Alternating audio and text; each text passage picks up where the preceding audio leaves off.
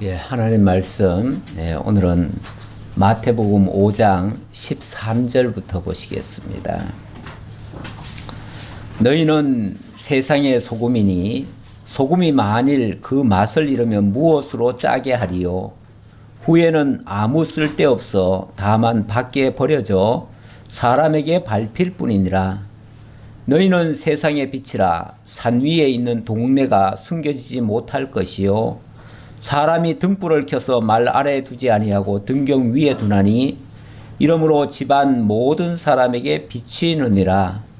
이같이 너희 빛이 사람 앞에 비치게 하여 그들로 너희 착한 행실을 보고 하늘에 계신 너희 아버지께 영광을 돌리게 하라. 아멘. 예, 16절까지 봉독해 드렸습니다. 예, 오늘 말씀, 소금과 빛이라고 하는 그러한 좀 비유적인 말씀이라고도 볼 수 있는데요. 자, 지금 우리가 마태복음 5장에 들어와서 산상수훈을 살펴보고 있습니다. 산상수훈은 예수님께서 산에 오르셔서 입을 열어 가르치시는 그러한 교훈의 말씀이 되겠습니다. 무슨 내용을 가르치시는가? 구약에서 언약한 복이 이루어진다고 하는 내용을 가르치고 있어요. 그런 내용인데 구약에서 언약하신 복이 성취되는 것은 8가지 복으로 설명을 드린 바가 있습니다. 그 내용도 너무나 깊이가 있어서 제가 바로 한 번에 끝내드리질 못했습니다. 그런데 오늘 증거되는 말씀, 제가 여기도 또 빛과 소금이라고 해놨네요. 제가 습관이 돼가지고 빛과 소금 그러는데 엄밀하게는 소금과 빛입니다. 성경에는 소금과 빛의 순서로 되어 있어요. 그런데 워낙 빛이 더 강렬하게 다가오니까 빛부터 먼저 얘기하는데, 그래서 다들 빛과 소금 그래요. 근데 원칙은 소금과 빛이다. 오늘 본문에서는 소금을 먼저 얘기합니다. 자, 어쨌든 소금과 빛으로 나타낼 것을 교훈하는 내용이고요. 소금과 빛의 내용 소개한 다음에는 율법을 온전하게 하실 것을 예고하시고 그 율법이 어떻게 온전케 되는가를 여러 가지 사례를 들어서 이야기를 합니다. 그래서 이런 내용들이 상당히 또 깊이가 있어요. 아무래도 예수님께서 직접 제자들을 앉혀놓고 제자들을 통해서 집중 강화를 하시는 거거든요. 그렇기 때문에 이 내용이 간단하게 한두 번에 듣고 넘어갈 얘기는 아니에요. 왜냐하면 사실 여기서는 짧게 얘기하는 것 같지만은 구약 성경 전체를 가지고 얘기하고 있어요. 그러니까 구약 성경이 얼마나 방대한데요. 그 방대한 것을 요약을 하고 압축을 해가지고 그것을 하나의 테마로 설명을 하시는 거예요. 그렇게 하는 거기 때문에 사실은 굉장히 깊이가 있고 내용이 방대한 것을 압축을 해놓은 거예요. 압축을 해놨기 때문에 이것을 그냥 한마디 슬쩍 던지고 넘어갈 문제는 아니에요. 그래서 제가 시간이 조금 걸리더라도 좀 몇 번에 걸쳐서 설명을 드리고 있는데, 자, 오늘은 빛과 소금에 대한 이야기를 주로 하고자 합니다. 자, 일단은 본문 다시 한번 볼게요. 너희는 세상의 소금이니 소금이 만일 그 맛을 잃으면 무엇으로 짜게 하리요? 그랬는데, 자, 너희는 소금이 되라는 말인가요? 아니면 이미 소금이라는 말인가요? 예, 다음 말이죠. 후자의 말씀이죠. 예, 소금이 되라는 말이 아니에요. 되라는 말이 아니고 이미 너희는 소금이다, 그 말이에요. 소금이다. 참 다른 사람들은 별로 중요하게 여기지 않는 말을 저는 굉장히 중요하다고 지금 얘기를 하고 있어요. 예, 아니 뭐 소금 되라는 얘기나 소금이라는 얘기나 뭐 그 말이 그 말 아니냐 이렇게 생각하는데 전혀 달라요. 예, 주어가 달라요. 대상도 다르고요, 목적도 다르고요, 다 달라요. 소금이 되라는 말은 우리가 힘쓰고 애써서 소금 역할을 하라는 얘기잖아요. 소금이 아닌데 소금 역할을 하라는 얘기잖아요. 아닌데 하려고 하면 얼마나 힘들겠어요. 한번 생각을 해보세요. 난 소금이 아니에요. 근데 소금 맛을 내려고 하면 무슨 수로 내지요? 무슨 발버둥을 치면 소금 맛이 나올까요? 사실은 그거는 억지의 말씀이에요. 안 되는 말을 하는 거예요. 만약에 소금이 되라고 한다면. 그렇죠? 소금의 성질이 없는데, 소금의 요소가 없는데 내가 무슨 수로 소금 역할을 하냐 이 말이에요. 어떻게 맛을 내냐 그 말이에요. 그런데 주님께서 우리를 소금 만들어 버리면, 소금이 돼 버리면은 그 다음엔 어떻게 되죠? 내가 뭘 하려고 해서가 아니라 그냥 나오는 거죠. 내게서 나오는 거예요. 이건 숨겨지는 게 아니에요. 이걸 어거지로 안 할 수도 없어요. 그러니까 전혀 다르잖아요. 그렇죠? 이미 소금이라는 말과 소금이 되라는 말은 천양지차로 달라요. 우리 성경을 대할 때 우리가 어떻게 해야 된다, 너희는 어떻게 하라, 이렇게 만약에 가르치면은요, 우리가 그런 존재가 아닌데, 그런 할 수 있는 존재가 아닌데 우리 보고 자꾸 하라는 거니까 엄청난 부담감으로만 오고 결국은 안 돼요. 그런데 우리 주님께서 우리를 어떻게 만들어 놓으시고 뭔가를 하게 하신다고 하면 이건 전혀 다른 얘기예요. 설령 내가 좀 부족하고 설령 내가 좀 거기에 못 미친다 할지라도 어쨌든 하나님이 나를 어떻게 만들으셨으면 나는 그 역할이 나올 수밖에 없는 거예요. 이게 하나님이 하시는 일이에요. 우리는 하나님이 하시는 일을 우리를 통해서 드러내는 거죠. 그러니까 우리는 엄밀하게 말하면은 하나님의 영광을 보여주는 사람들이에요. 나타내는 사람들이에요. 하나님의 이름이 우리를 통해서 소개가 되는 거예요. 만약에 그렇게 되어진다면 우리가 그 맛을 내는 것이고 그걸 보여주는 것이고 그렇게 되는 거겠죠. 지금 성경이 말하는 거는요, 하나님이 하신다는 얘기예요. 하나님이 하시는데 우리를 통해서 보여준다는 거예요. 보여주게 하시겠다는 거예요. 그러니까 이거는 뭐 나는 뭐 어떻게 자격이 있든 없든 어쨌든 하나님이 하신다니까 하시겠구나 라고 우리가 받아들일 수 있는 거죠. 또 그렇게 믿을 수 있는 것이고요. 믿게 되어지면 실제로 우리 속에서 그렇게 또 나올 수도 있는 것이고요. 그러니까 뭔가 설령 나는 부족하다 할지라도 하나님은 하신다, 이렇게 생각할 수 있는 거죠. 안 그러면요, 이게 어마어마하게 우리에게 부담감으로 와요. 많은 분들이 이 마태복음 5장을 정말 그리스도께서 우리에게 주신 최고의 법이다, 그래서 황금률이다, 이렇게 얘기를 하잖아요. 이 황금률이기 때문에 이거는 우리가 꼭 지켜야 되고 꼭 이렇게 해야 된다, 이렇게 얘기를 해요. 근데 꼭 하라고 하면요, 이 가면 갈수록 더 어렵습니다. 사실은 지금 아직은요, 지금 맛보기 보여드린 거예요. 맛보기 보여드린 것이고, 이제 본격적으로 뒤로 가면요, 저기 보니까 21절부터 가면은 살인하지 말라고 하는 계명을 재해석을 해줘요. 그 다음에 간음하지 말라, 맹세 지키라, 그대로 갚으라, 행한 대로 갚으라, 이래버리면요, 나중에 가보면 이는 이로, 눈은 눈으로 갚으래요. 그럼 어떻게 해요? 손으로 범죄했으면 손 잘라야 돼요. 눈으로 범죄했으면 눈 뽑아야 돼요. 지금도 실제로 그걸 문자 그대로 지키는 사람들도 가끔씩 있어요. 저 중동에 가면, 중동 아랍권 쪽에 가면 이슬람권에서는 구약성경 모세율법을 그대로 지키거든요. 모세율법을 그대로 지키면은 행한 대로 갚는 거예요, 그냥.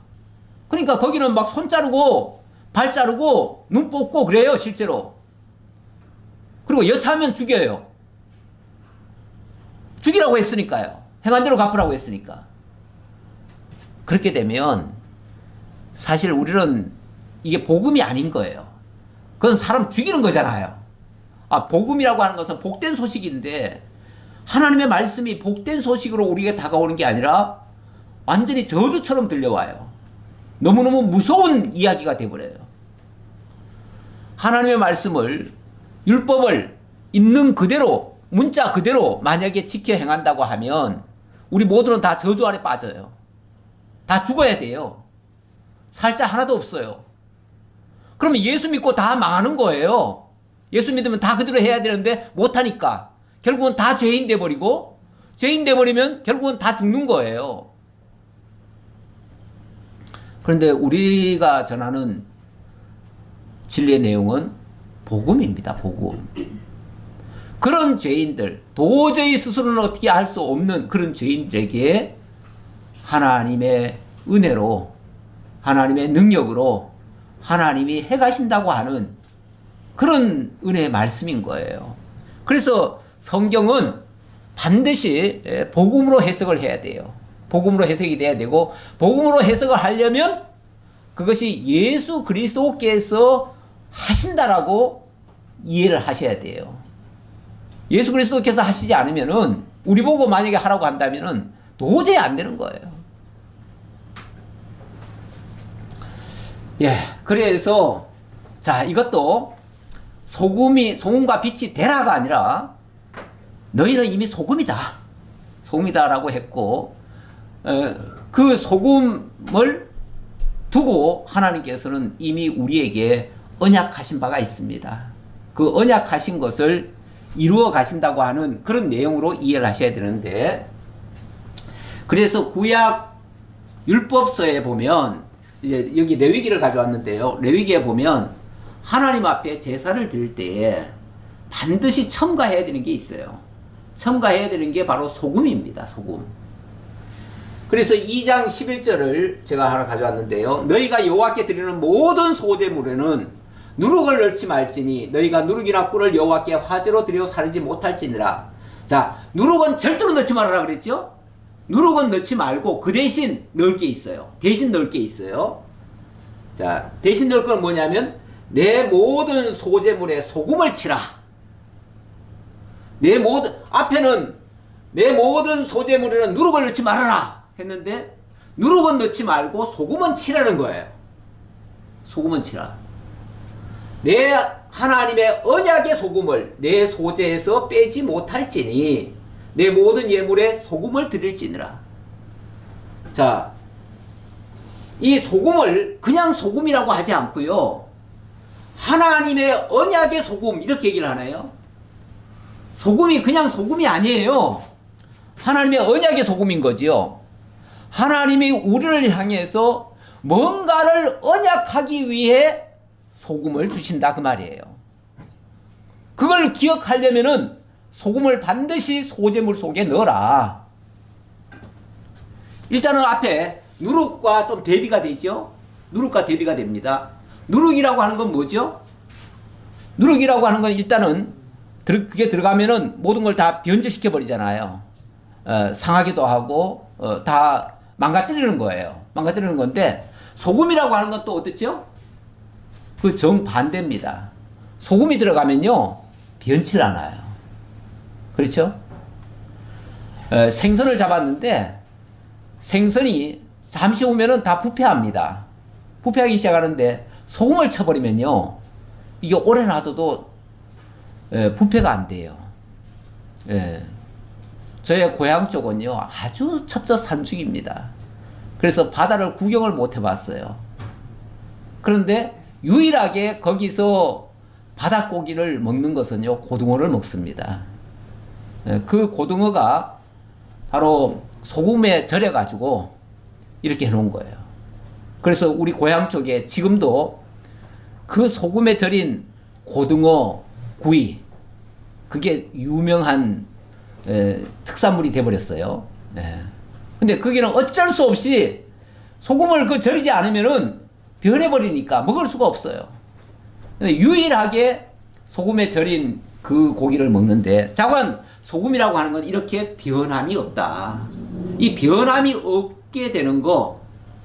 근데 변함이 없게 되는 대신에 사실은 한 번을 죽이는 셈이죠. 소금에 절구잖아요. 그렇죠? 절구는데 예를 들어서 푸릇푸릇한 채소가 있다고 칩시다. 근데 이거를 그냥 놔두면 썩어가지요. 썩어가는데 거기다가 소금을 쳐버리면은 어떻게 되죠? 썩어지지는 않는 대신에 절구어져 버리죠. 절구어져 버리면 힘이 하나도 없어져 버려요. 자기가 본래 가지고 있던 그 채소가 뻣뻣한 그 채소 기운이 싹 사라져 버려요. 그리고 절구어진 다음에는 이게 이제 다른 것에 다 융합이 돼 버려요. 그런 셈이죠. 그 대신 변하지는 않아요. 변하지는 않는데 그 대신 자기를 죽이는 거예요. 어찌 보면 이 제사에도요, 제사도 원칙상은 자기 희생이라는 게 들어가잖아요. 자기가 먼저 죽는 거잖아요.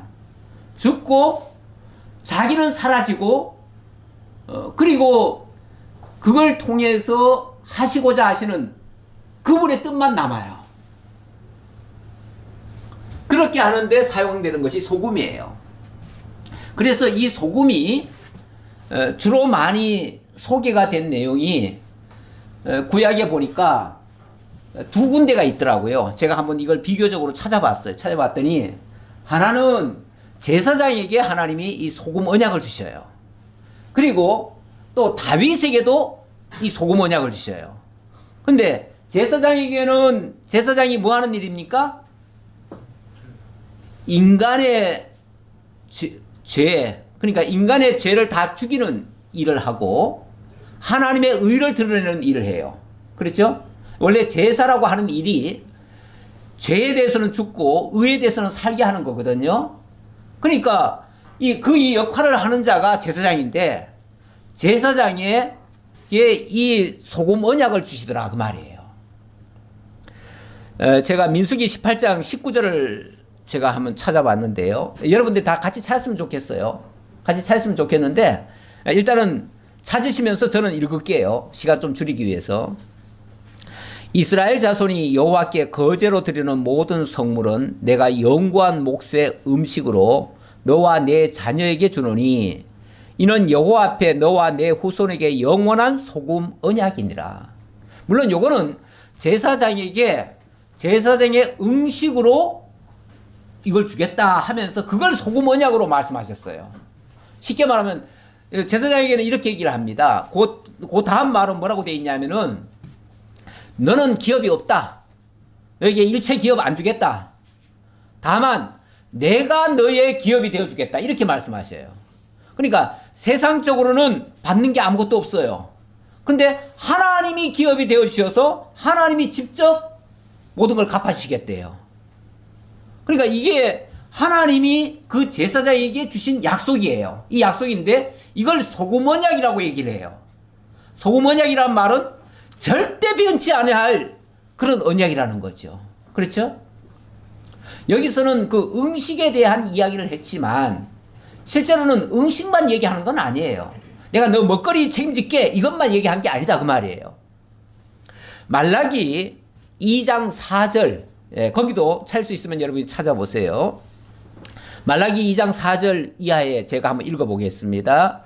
만군의 여호와가 이르노라 내가 이 명령을 너희에게 내린 것은 레위와 세운 나의 언약이 항상 있게 하려 함인 줄을 너희가 알리라. 자, 하나님이 말라기 시대에 레위와 맺은 그 언약을 내가 너희들에게 상기시켜 주겠다 그 얘기예요. 상기시켜 주는데 레위와 세운 나의 언약은 생명과 평강의 언약이라. 내가 이것을 그에게 준 것은 그로 경외하게 하려 함이라. 오로지 하나님만 경외하게 하려고 하나님께서 생명과 평강의 언약을 주셨다 그 말이에요. 아니 아까 소금 언약이라고 그러더니 왜 생명과 평강이라고 그럽니까? 마치 소금으로 절구어서 그 푸릇푸릇한 채소 자기 힘을 뻣뻣하게 가지고 있던 그 채소를 완전히 죽여가지고 새로운 생명체로 탄생을 시킵니다. 그게 우리말로 소위 말해서 김치 아닙니까? 김치? 예. 근데 김치를 만들어 놓으면 그 김치가 그렇게 또 맛있잖아요. 그렇죠? 예. 이렇게 하나님께서 그 소금 언약을 통해서 제사장에게 약속을 하시면서 그 제사장으로 하여금 할 일이 그리고 그 나타난 결과물이 뭐냐면 생명과 평강이라 그 말이죠. 자, 제사장이 온 백성을 대신해서 죽어지는 역할을 합니다. 자기가 죽어지는 역할을 통해서 죽었던 자들을 다 살리는 역할을 합니다. 그래서 그들에게 참 생명과 평강을 주게 된다 그 말이죠. 그러니까 이를 위해서는 어떻게 해야 되는가? 그가 나를 경외하고 내 이름을 두려워하였으며 그의 입에는 진리의 법이 있었고 그의 입술에는 불의함이 없었으며 그가 화평과 정직함으로 나와 동행하며 많은 사람을 돌이켜 죄악에서 떠나게 하였느니라.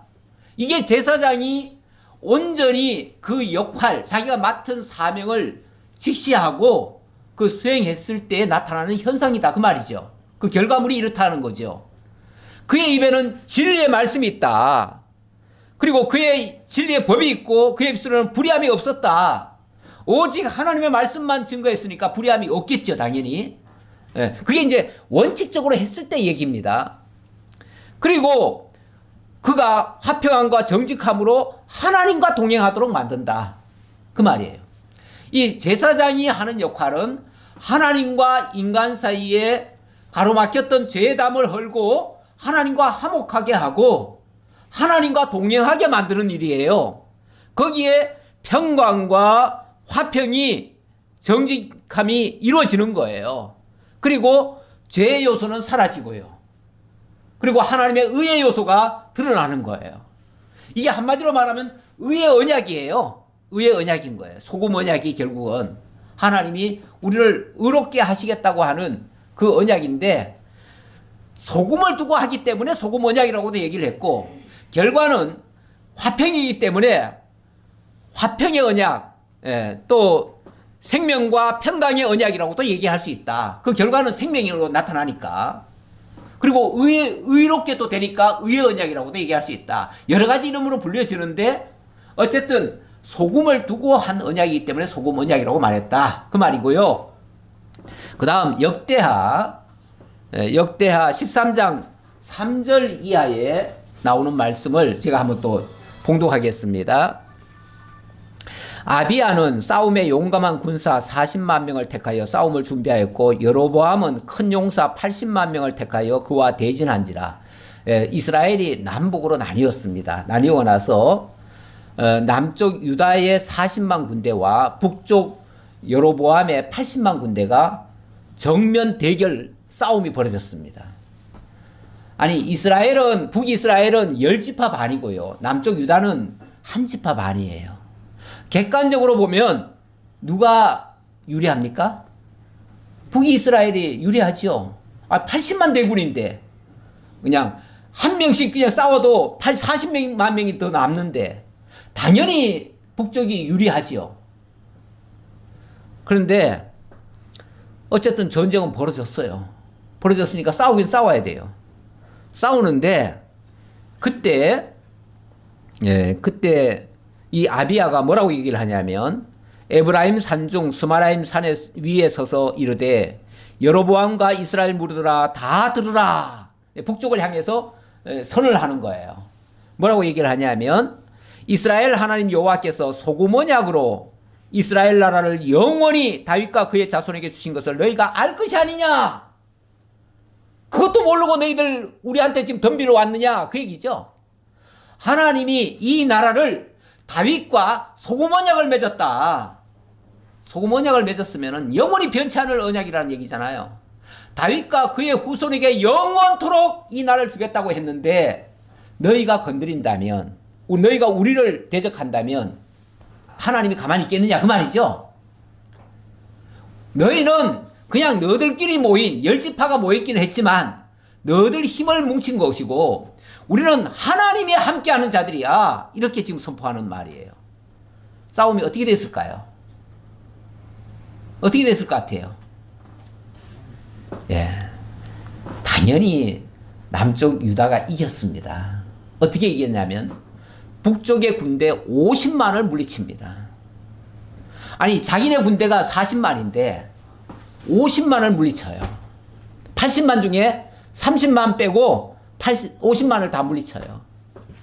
그래가지고 대승을 거두고 그 다음부터는 북쪽 이스라엘이 힘으로 밀어붙이던 짓을 더 이상 못합니다. 우리 하나님께서 이렇게 언약으로 맺은 백성들이에요. 누가요? 이스라엘 백성들이요.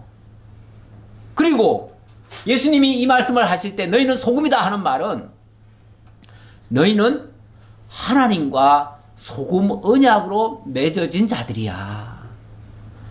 하나님의 영원한 보호 아래 있는 자들이야. 하나님이 함께하는 자야. 아무도 너희를 건드릴 수 없어. 자, 어때요? 단순히 착한 일을 하라, 맛을 내라, 세상을 향해서 선을 행하라, 뭐 이런 말씀으로 들리나요? 그런 차원의 말씀이 아니죠. 전혀 다른 차원의 말씀이죠. 전혀 다른 차원의 말씀이에요. 자, 예수님이 하신 그 산상수훈의 내용이 단순히 우리 보고 너희가 이렇게 해서 소금 맛을 내라, 이렇게 해서 빛을 비춰라, 그래서 사람들한테 칭찬받도록 해라, 이런 차원이 아니라 그 얘기예요. 앞에서 팔복도 마찬가지였잖아요. 팔복도 우리 보고 너희가 이렇게 해서 8가지 복을 받고 살아라, 이 얘기가 아니었잖아요.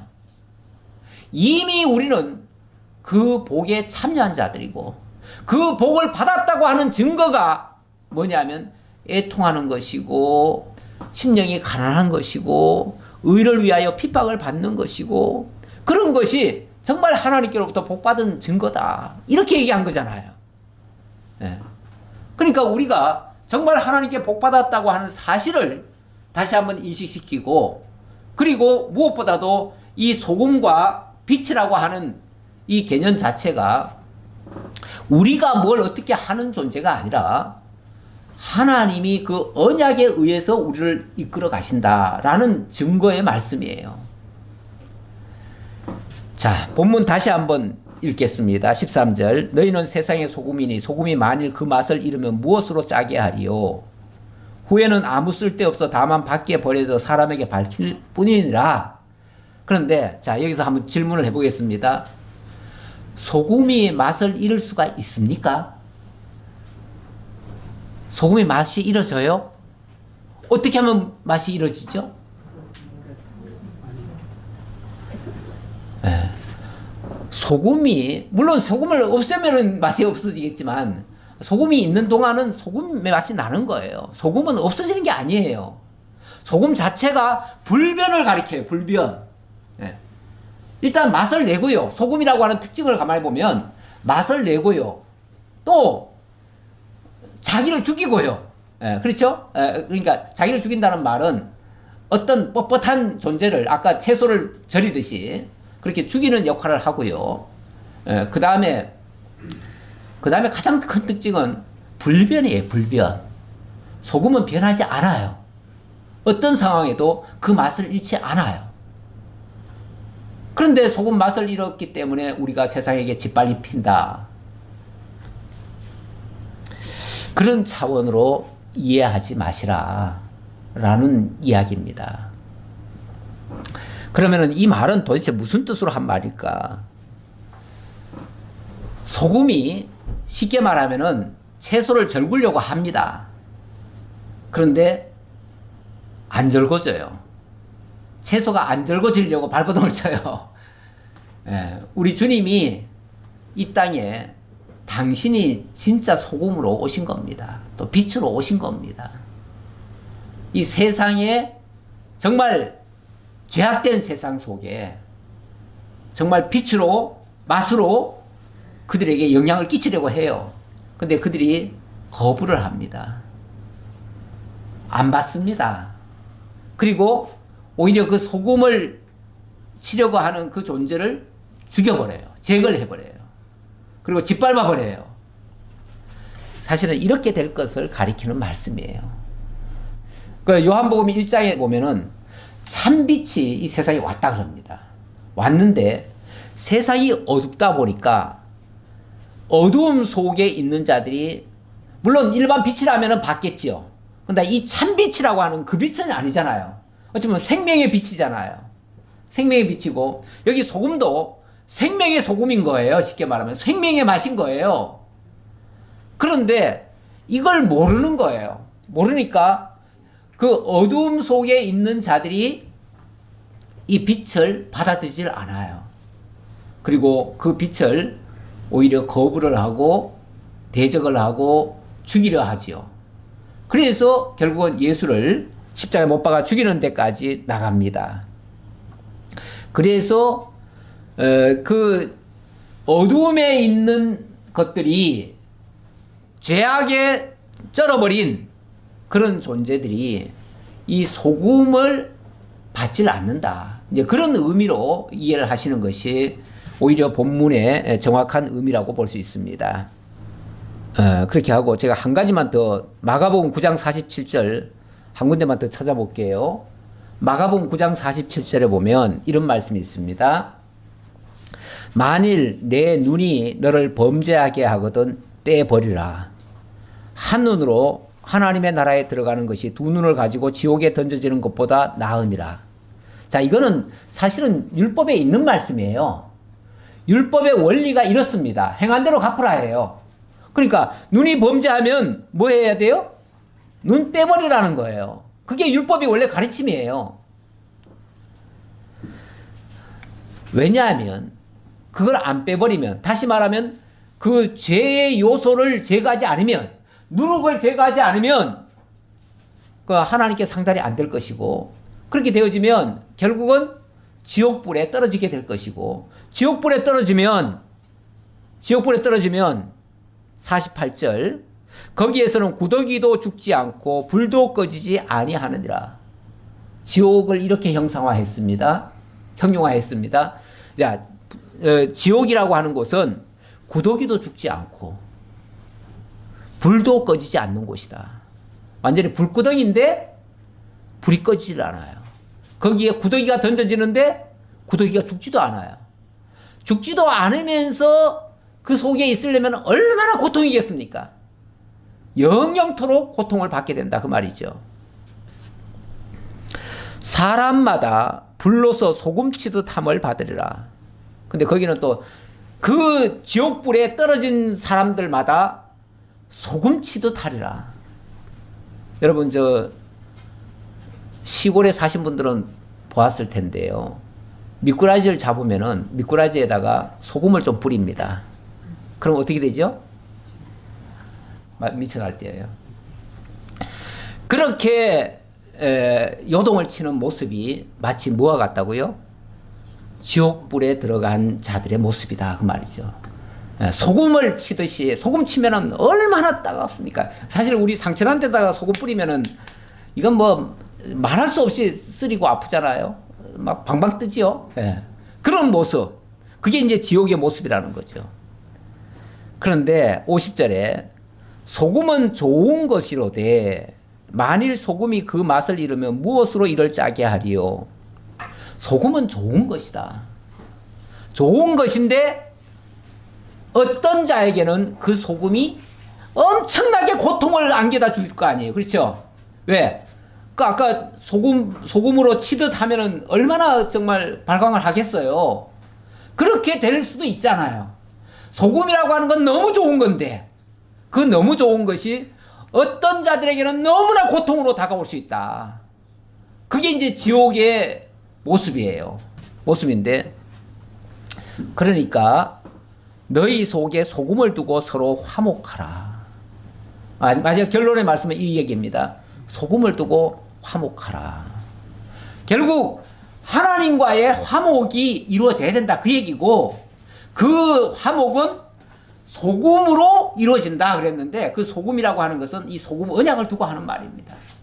소금 언약은 내용적으로 들어가면 생명과 평강의 언약이고, 결국 제사장들을 통해서 하나님과 화목하게 하는 언약이고, 이 언약이 온전히 우리를 하나님과의 화목을 이루어 주신다, 이런 얘기다 그 말이죠. 자, 이렇게 소금 언약에 대해서 설명을 드렸고요. 14절 보겠습니다. 너희는 세상의 빛이라.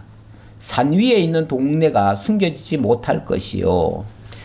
이번에는 빛에 대해서 얘기를 하네요. 너희는 빛이다 이렇게 얘기를 합니다. 이것도 마찬가지로 너희가 빛이 되라가 아니라 너희는 이미 빛이다 라고 얘기를 했습니다. 자, 빛이다 그랬는데, 빛도 사실 이 빛의 근본 그 말씀의 의도가 어디에 있는지를 좀 보셔야 됩니다. 이 단순히 우리 보고 빛이 되라라는 말은 아니라고 했으니까요. 그렇죠? 그러니까 우리한테 직접적으로 다이렉트로 바로 적용할 얘기가 아니고 일단은 이 빛이 뭐냐부터 얘기를 해야 돼요. 빛이 뭐냐부터 얘기를 해야 되는데 아까 소금이라고 하는 것도 결국은 소금 언약을 이야기했듯이 이 빛이라고 하는 것도 결국은 빛 언약을 이야기한 거예요. 빛의 언약을 이야기한 거예요. 자, 그런데 이 빛이 우리에게 다가올 것을 하나님이 언약하신 바가 있습니다. 다시 말하면 빛이 필요한 곳은 어디죠? 어둠이 있는 곳이죠. 어둠이 있는 곳에 빛이 필요합니다. 죄악된 곳에 하나님의 의가 필요합니다. 거기에 하나님의 영광의 빛이 비춰야 되는 것이죠. 자, 그런데 요한복음 8장에 보면 8장 12절에 보면 이런 말씀이 있습니다. 예수께서 이 말씀도 찾을 수 있으면 찾아보세요. 제가 읽겠습니다. 예수께서 또 말씀하여 이르시되 나는 세상의 빛이니 나를 따르는 자는 어둠에 다니지 아니하고 생명의 빛을 얻으리라. 예수님이 생명의 빛이래요. 세상의 빛이래요. 세상의 빛. 세상의 빛이고 또 그 세상의 빛으로 오신 그 예수님을 따르게 된다면 결국 그분을 믿는다면 더 이상 우리가 어둠에 다니지 아니하고 생명의 빛을 얻으리라. 생명 가운데로 들어간다. 그게 바로 빛을 받은 것이다. 그런 얘기죠. 요한복음 1장에서도 그 태초에 말씀이 계시니라 하고 시작하면서 그 말씀을 그 다음에는 뭐라고 얘기를 하냐면은 빛이 왔다. 근데 참 빛이 왔다. 그런데 세상이 어둠 속에 있어서 그 빛을 모르더라. 못 보더라 그 말이죠. 세상 그 빛을 볼 눈이 없어요. 눈이 없어요. 눈이 없어가지고 그 빛을 못 보더라. 그랬습니다. 그리고 또 그 다음 하는 말이 세례 요한이 뭐라 그러냐면 나는 이 빛이 아니고 그 빛을 비추는 어찌 보면 반사빛이다. 이렇게 얘기를 합니다. 반사빛. 자, 여기서 중요한 힌트가 하나 있는데요. 너희는 세상의 빛이다 했을 때 우리가 직접 발광체는 아닙니다. 그렇죠? 발광체는 아닌데 다만 주님의 빛이 우리 속에 다가오면 우리 속에서 반사빛이 나올 수는 있죠. 그렇죠? 반사빛은 나올 수 있어요. 그러니까 발광체는 아니에요. 우리가 반사빛은 비출 수가 있어요. 지난번에 그 왜 모세에게 하나님의 영광의 빛이 임하니까 그 모세에게서 얼굴에 아우라가 생겼어요. 그리고 그 빛이 나오는 바람에 사람들이 눈이 부셔가지고 모세를 얼굴을 쳐다볼 수가 없었어요. 그랬더니 모세가 그 백성들 앞에 나올 때마다 수건을 썼잖아요. 그 빛이 너무 막 눈 부셔가지고 볼 수가 없으니 내가 너희를 보호하기 위해서 내가 수건을 쓰겠다 하고 수건을 썼어요. 나중에는 그 영광의 빛이 사라졌거든요. 그런데도 모세가 계속 쓰고 있었어요. 마치 나 계속 이렇게 빛난다 이거 보여주려고 그랬는데 우리가 어찌 보면 빛 자체는 아니지만 그러나 우리가 예수님을 따르게 된다면 예수님의 향기가 조금은 나올 수가 있죠. 조금은 나올 수가 있어요. 뭐 많이는 못 나올 것 같아요. 저 자신을 돌아보니까 많이는 못 나올 것 같은데 어쨌든 그래도 우리에게서 예수 믿는 냄새가 나고 뭔가 예수님의 모습이 조금이라도 닮아진 모습. 왜냐하면 자녀들이 아버지를 따르다 보면 아버지를 닮는 구석이 있잖아요. 그래서 말하는 거나 행동하는 게 어느 순간 보니까 꼭 아버지 같아. 꼭 지혜비 닮았어. 이렇게 나오잖아요. 그래가지고 똑같아 보이는 거예요. 꼭 뭐 얼굴이 똑같아서가 아니에요. 하는 행동이니 뭐니. 왜냐하면 그걸 봤으니까. 그 본대로 나오게 돼 있거든요. 우리가 주님을 얼마만큼 아느냐에 따라서 아는 만큼 우리의 모습에서도 그 빛은 보일 수는 있어요. 그런 의미에서도 빛이라고 할 수도 있고요. 자, 어쨌든 또 다른 의미로 본다면 자, 우리는 빛이기 때문에 숨길래야 숨길 수가 없어요. 그래서 마치 뭐와 같은 거 아니? 누가복음 11장 34절에 보면은 누구든지 등불을 켜서 움속이나 말 아래에 두지 아니하고 등경 위에 두나니 이는 들어가는 자로 그 빛을 보게 하려 함이라. 내 몸의 등불은 눈이라. 내 눈이 성하면 내 온몸이 밝을 것이요 만일 나쁘면 내 몸도 어두리라. 그러므로 내 속에 있는 빛이 어둡지 아니한가 보라. 자기를 살피라 그 말이죠. 내가 혹시 어둠 속에 있는지 빛 가운데 있는지 어찌 보면 자기를 살펴보면 알 수 있어요. 그런데 이것도 그냥 자기가 자기 기준으로 살피는 게 아니라 말씀이 빛으로 우리에게 비춰가지고 빛이 비추면은 어두웠던 것이 다 밝아지잖아요. 그러니까 하나님의 말씀에 비춰보면 자신이 어떤 상태인지 알 수 있을 것이다. 그런 얘기예요. 한마디로 우리는 숨길 수가 없어요. 다 드러난 존재들이에요. 드러난 존재이기 때문에 있는 그대로 보여줄 수밖에 없어요. 예수를 얼마만큼 아느냐에 따라서 드러난 거예요. 근데 만약에 내 행동이 이상하다? 그러면 예수를 제대로 알고 있지 않다는 증거이기도 해요. 예. 어떻게 믿는 사람이 저럴 수가 있을까? 죄송하지만 하나님을 잘 몰라서 그래요.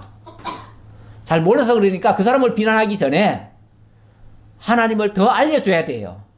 그분은 더 배울 생각을 해야 돼요. 그리고 자기가 그 말씀에 비춰가지고 자기가 지금 제대로 알고 있는지 파악을 하셔야 돼. 그래서 자기를 보라는 거예요. 내가 지금 어둠 속에 있는지 빛 가운데 있는지 자기 눈을 좀 똑바로 뜨고 좀 보라는 거예요. 예, 그리고 그걸 또 비유적으로 얘기하려고 그렇게도 얘기하잖아요. 내 몸의 등불은 눈이라. 너 눈이 너 몸의 창이야. 그렇죠? 우리 몸의 창이 눈이죠? 예, 마찬가지로 우리 영의 창이 뭐겠어요? 예, 우리의 영안도 쉽게 말하면 있는 거예요. 영안도 있어요. 이거는 정말 우리가 세상적인 기준으로 평가할 수는 없어요. 하나님이 얼마만큼 우리에게 은혜를 주시고 깨닫게 하시고 믿어지게 하셨는지 거기에 따라서 달라질 거예요. 자, 에베소 5장 8절도 가져왔습니다. 거기는 이렇게 표현합니다. 너희가 전에는 어둠이더니 이제는 주 안에서 빛이라. 우리 모두가 사실은 이전에 전부 다 어둠 속에 있던 자들입니다. 그렇죠? 다 어둠 속에 있었어요. 그러니까 이건 뭐 가치가 없어요. 어둠 속에 있는 존재는 그야말로 가치가 없어요. 그런데 이제는 주 안에서 빛이라 이렇게 얘기를 합니다. 주 안에서. 주님이 내 속에 들어오시면 빛 대신 주님이 내 안에 들어왔으니까 이제는 빛이 나올 수 있다. 그 얘기죠. 그러니까 이제부터는 빛의 자녀들처럼 행하라. 빛의 열매는 모든 착함과 의로움과 진실함에 있느니라. 자, 당연히 주님이 나와 함께 하시면 내 속에서 모든 착한 일, 여기 착한 일이라고 하는 건 도덕적 착한 일이 아니라 하나님의 뜻을 이루는 일, 그거겠죠. 하나님의 뜻을 이루는 일. 그것이 또 의로움이고 진실함이에요. 하나님의 모든 언약의 성실이 이루어지는 일, 그게 진실함 아닙니까? 그러나 책망을 받는 모든 것은 빛으로 말미암아 드러나나니 드러나는 것마다 빛이니라. 책망을 받는 것마다 빛으로 드러난다. 자, 이 말씀에 주의를 좀 기울여 주세요. 어떻게 우리에게서 빛이 드러날까? 책망을 받음으로써 빛으로 드러난다. 사실 우리가 말씀을 듣다 보면요, 찔림이 올 때 있습니다. 그게 엄밀하게 말하면 약간의 책망일 수도 있죠. 사람이 책망하는 게 아닙니다. 자, 말씀은 저는 말씀을 선포했을 뿐이에요. 근데 그 말씀이 자기를 찌를 수가 있어요. 그러면 목사가 오늘 나를 쳤네? 이렇게 생각할 게 아니라 하나님의 말씀이 나를 지금 책망하고 있다. 이렇게 받아들이셔야 맞지요. 그렇게 되어지면 나의 어떤 문제점이 있었을 거 아니에요. 찔린다고 하는 것은요, 내가 지금 뭔가 가지고 있는 거에 대한 찔림이잖아요. 이게 지금 하나님의 뜻에 맞으면, 사이클에 맞아버리면은 찔릴 리가 없어요. 이게 상승작용이 일어나겠지요. 그런데 이게 와서 쿡 찌른다는 것은 내가 지금 하나님의 뜻에 맞지 않는 방향에 지금 있다는 얘기 아니에요. 그러니까 이거 찔림으로써 내가 이걸 찔리니까 당연히 피할 거 아니에요. 피하면은 주님이 들어오셔서 주님께로 이게 맞춰지는 거죠. 그러니까 내 거는 죽어져야 돼요. 아까 소금이 쳐지면은 나는 죽는다 그랬잖아요. 빛도 마찬가지예요. 빛이 어둠 속에 들어오면 어둠은 물러가줘야 돼요. 어둠이 죽는 거예요. 그러니까 소금과 빛이 우리에게 다가왔다고 하는 것은요, 우리 속에 있는 어둠의 요소, 누룩의 요소가 제거되는 상태예요. 당연히 그래야지요. 그렇게 되어지면 그 다음에 드러나는 것은 이제 어둠이 물러가고 누룩이 사라졌으니까 내게서 빛이 드러날 거 아니냐 그 말이죠. 그래서 책망을 받는 것마다 빛으로 드러난다. 하나님의 역사가. 그러니까 나는 죽고 하나님이 내 속에서 역사하시는 일들이 나타난다 그 말이죠. 사실 우리는요, 그래서 말씀 앞에 나를 자신을 비춰보면 날마다 죽어지는 것이 맞아요. 죽어져야 되고요. 좀 찔림도 있어야 돼요. 찔림도 있어야 돼요.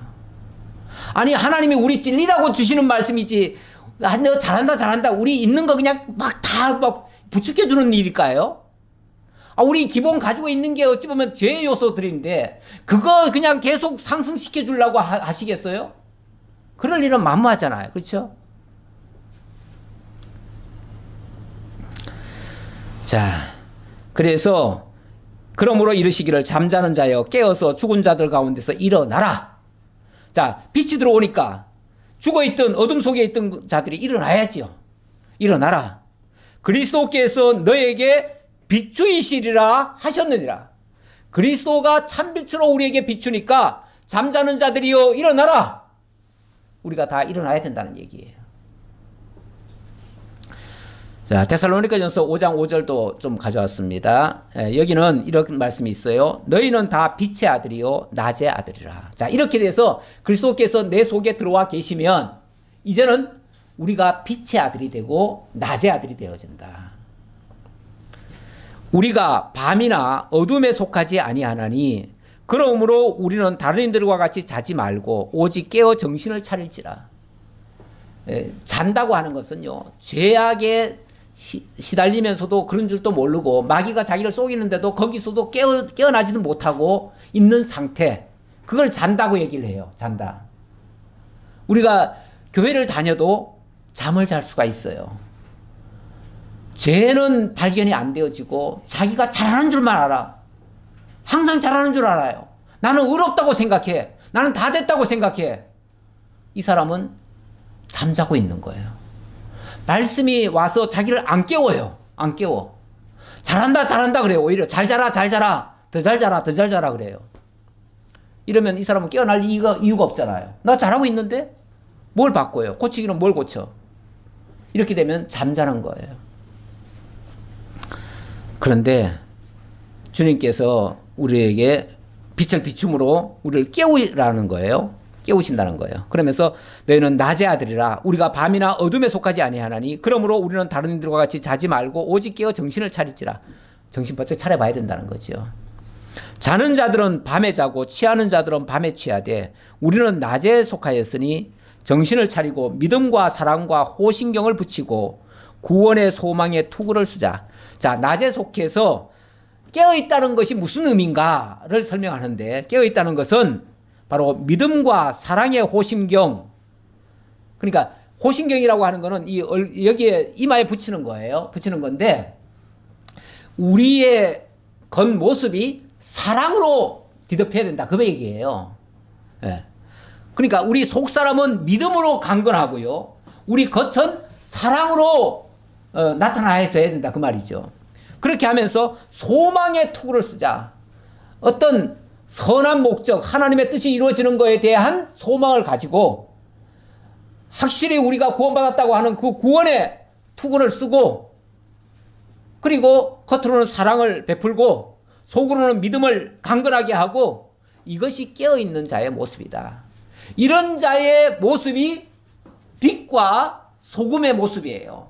맛을 내는 모습이고 그게 빛을 비추는 모습이에요. 우리는 이제 어둠의 자식들이 아닙니다. 과거에는 어둠의 자식들이었어요. 이제는 빛의 자녀들입니다. 빛 가운데 얼마든지 거할 수 있는 자격자로 만들어 주셨다는 얘기예요. 근원적인 빛, 소금은 우리 주 예수님이신데 그분이 우리 속에 들어오시면 우리에게서도 이제 그 맛, 그 빛 우리에게서도 드러날 수 있다. 다만 그렇다고 해가지고 우리가 소금 자체나 빛 자체는 아니다. 우리는 반사체다. 반사체. 예. 주님이 우리에게 들어오셔서 우리를 통해서 역사하심으로 우리에게서 그 향기가 이제 좀 나오는 것이다. 그런 의미로 받아주셨으면 좋겠습니다. 기도하겠습니다. 아버지 하나님 감사합니다. 오늘도 주님께서 저희에게 이 소금과 빛의 참 진리를, 참 의미를 다시 한번 되새길 수 있도록 인도해 주셔서 감사합니다. 저희가 그동안 우리가 뭔가를 행해서 의롭게 되려고 발버둥 쳤고 그렇게 함으로써 다 된 줄로 착각을 했었습니다. 그러나 근본적으로 우리가 변화를 시킬 수 있는 존재가 아님을 다시 한번 깨달았습니다. 그렇게 하신 주님, 그렇게 언약하시고 언약대로 이루시는 주님, 그 주님을 받아들임으로써 그 주님이 내 속에 계심으로써 이 모든 역사가 이루어짐을 이제 깨닫게 되었습니다. 이제 주님을 나의 주로 모시고 주님의 통치하에, 주님의 인도하에 우리가 이 세상 잠자는 데서 일어나서 깨어서 활동하는 저희 모두가 되도록 인도해 주옵소서. 모든 걸 감사드렸고 예수님 이름으로 기도하옵나이다. 아멘.